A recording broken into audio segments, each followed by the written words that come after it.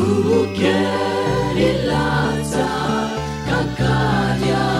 ritubo Lian suke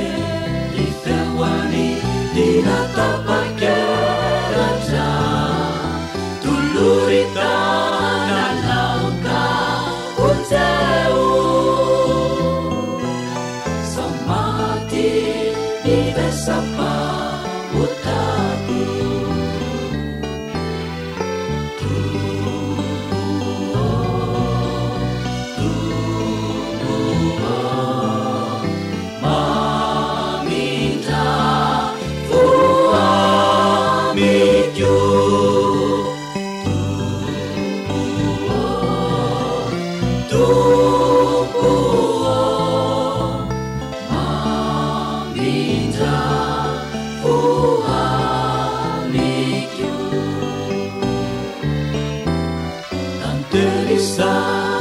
Rakinya lauri Kristi etianta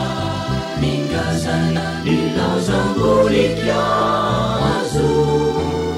tulurita nanauka unteu somati ningilipa utaku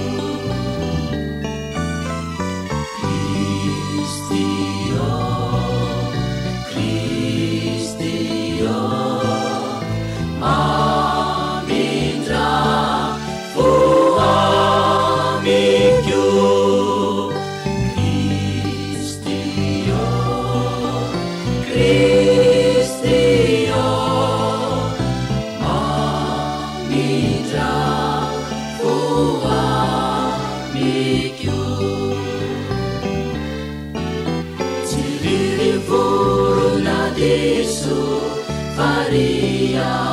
ritumbu etianta mia vita sian rumikiaina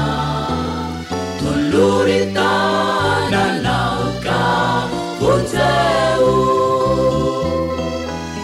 samati nihaipa